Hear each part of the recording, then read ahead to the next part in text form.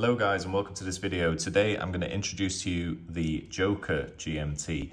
This is my latest creation based on Seiko's SSK001. I've got a base model watch here, and this has got of course the latest 4R34 GMT movement, and I was really excited to try a GMT Joker colors mod. So the standard watch is brilliant. I really like this watch. In fact, I've got an extra one here that I'll be offering for sale on my website. That's svkwatches.ae, or you can reach me on Instagram at Seiko Mods Dubai for all my latest and greatest mods. So do check those out. Now we've got, of course, a few key changes between these two. Inside, the movement and dial are all exactly the same, but that's where the similarities end actually. To be able to modify the SSK line of watches properly, you do need to change the case. So on this one, I've actually used another Seiko 5 Sports case, which is essentially exactly the same. The one key difference is the type of bezel, crystal, and chapter ring it uses is the same as the SKX. So this bezel insert, and let's zoom in on the dial a little bit. So this bezel insert was, of course, designed originally for an SKX or an SRPD size case. The SSK cases, these ones, unfortunately, you can't really get that many parts for them.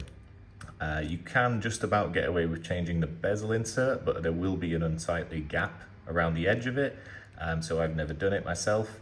I usually end up having a spare 5KX or SRPD Seiko 5 Sports case lying around, and that's what I've done here. So basically taking the dial and the movement out of this and dropped it into an otherwise SRPD case. Hopefully that makes sense. So the crown is still just your standard push-pull. The operation is exactly the same. Inside there we've got some Mercedes hands and we've got a purple GMT hand. I thought that was quite important to match the, of course, bright purple and black GMT bezel insert. This bezel insert, by the way, if you're looking for one, I got this from Mods. It's a relatively new store to me, but they do have some interesting parts like these bezels, some parts I couldn't find elsewhere, so do check them out. There is actually in there as well, it's a little hard to see perhaps, you can just about see it there, the 24-hour chapter ring. So that is from Watch and Style. We've got a sub-style bezel, of course, and this is a good opportunity to show you the difference in the edges of the bezels. I much prefer the sub-style personally. It makes the whole top of the watch look a little bit larger. And of course, the key difference as well is the crystal. We've got a double dome sapphire here on the right, and this is Seiko's standard Hardlex with the Cyclops. I'm not a big fan of the Cyclops, to be honest, because you can see it doesn't do all that much in terms of magnification anyway. And I wanted to use this bezel insert, and unfortunately we can't use this type of bezel insert with a Cyclops crystal, or at least not yet. So anyway, I'm happy to live without the Cyclops to get this overall look. And the bezel, if I didn't mention already, is actually aluminium. I don't believe there is a purple ceramic color that works well, but I'm really happy with the color of this. It's got this sort of metallic kind of color, almost like a car paint kind of color. It really stands out, and of course you'll see in the videos on the left there, you'll see this watch with the black rubber strap as well, which I really like. That's from DLW Watches. Either option will be available on my website, SVK Watches, so you can see the prices and details. I can make these to order, but of course you do actually need two watches to make one. So inevitably the price is going to be a little higher, plus the GMTs can be a little bit hard to find. So this is certainly a rarer one. I really like it. I might even keep it for myself. I might just switch the case to something a bit bigger to suit my wrist, but overall, I really like how this came out. I couldn't wait to show you guys. What do you guys think? Do you prefer the original or the modified? How else would you have modded yours? I think this came out really great.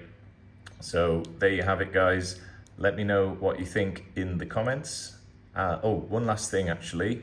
The bracelet, they look about the same, except this is the standard SKX, or sorry, SSK bracelet that you get with the watch. You can see I've still got all the tags and stickers on this one. This on the right though is a watch and style solid bracelet. So let me just give you a quick demo of what the difference actually is. I did do this once before in my first GMT video. You can see the case back. I've actually kept the same case back from the SSK as well, so you get to see the GMT movement.